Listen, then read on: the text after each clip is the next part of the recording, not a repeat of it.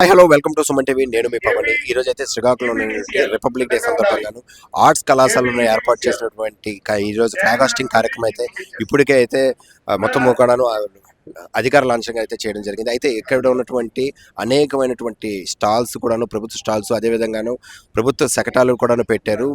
చిన్నారులు వినూత్న కార్యక్రమాలు అయితే చేసి పార్టిసిపేట్ చేసి వారి అయితే ప్రేక్షకులు అయితే అలరింపు చేస్తున్నారు. అయితే దీంట్లో భాగంగాను ఈరోజు ఎవరైతే బాగా ఉద్యోగంగాను చేశారో వాళ్ళకి రివార్డులు సర్టిఫికెట్లు కూడా అయితే జిల్లా కలెక్టర్ అదేవిధంగాను ఎమ్మెల్యే స్థానిక ఎమ్మెల్యే చేతుల మీదకి అయితే అందించడం జరుగుతుంది.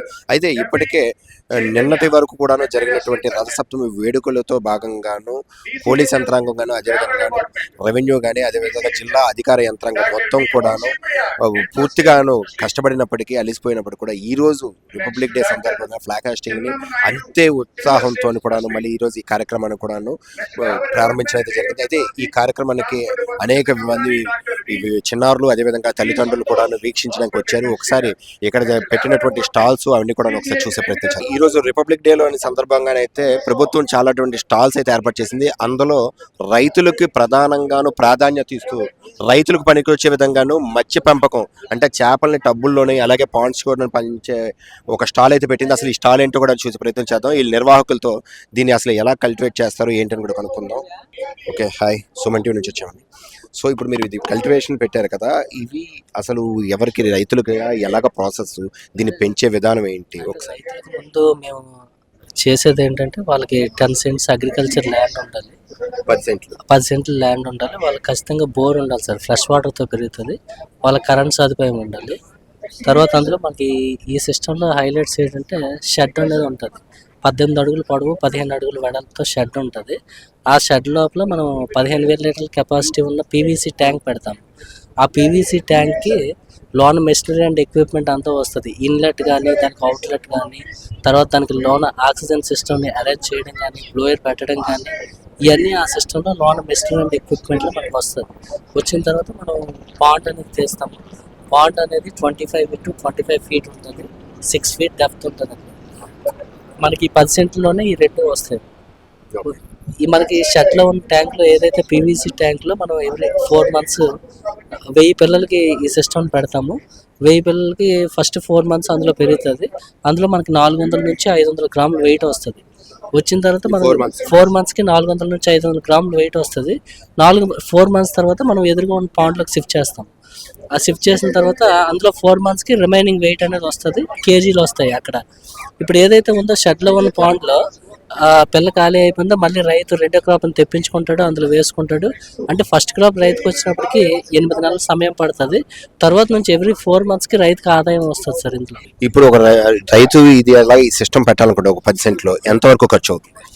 మొత్తం ఫస్ట్ క్రాప్ మొత్తానికి 4,41,795 రూపాయలు అవుతుంది with seed and feed, medicine, transport అంతా కలిపి.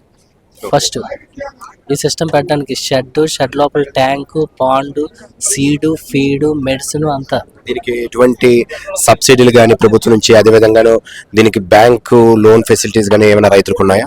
ఉన్నాయి సార్. ఇది ప్రస్తుతానికి ప్రైమ్ మినిస్టర్ ఎంప్లాయ్మెంట్ జనరేషన్ ప్రోగ్రాంలో రైతు అప్లికేషన్ పెట్టుకుంటున్నారు. ప్రస్తుతం ఇది సర్ప్ డిఆర్డిఏ డిపార్ట్మెంట్తో టైఅప్ అయ్యింది ఈ స్కీము ఉదయ ఆక్వా తరఫున. రైతు అందులో అప్లికేషన్ పెట్టుకున్న తర్వాత రైతు ఆ అప్లికేషన్ డిస్ట్రిక్ట్ ఇండస్ట్రియల్ సెంటర్కి అప్లికేషన్ వెళ్తుంది. డిస్ట్రిక్ట్ ఇండస్ట్రియల్ సెంటర్ నుంచి బ్యాంక్కి డైరెక్ట్ అవుతుంది అప్లికేషన్. బ్యాంకు లోన్ అనేది ప్రొవైడ్ చేస్తుంది. ఇందులో 5% బెనిఫిషరీ కంట్రిబ్యూషన్ ఉంటుంది రైతు కట్టాల్సింది. అదేవిధంగా రిమైనింగ్ బ్యాంక్ లోన్ ఇస్తుంది.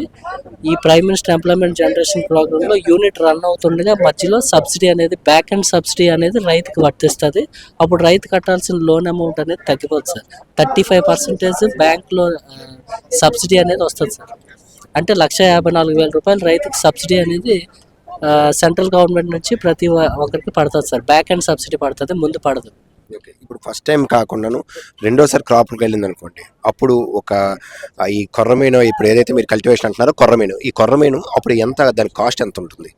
అంటే సెకండ్ నుంచి రైతు తీసుకోవాల్సింది ఏంటంటే సీడ్, ఫీడ్ మాత్రమే తీసుకుంటాడు అంతే. సీడ్కి ఎంత అవుతుంది అంటే సీడ్కి 15,000 అవుతుంది. ఒక్కొక్క పిల్ల 15 రూపాయలు పడుతుంది 1000 పిల్లలకి ఈ సిస్టమ్.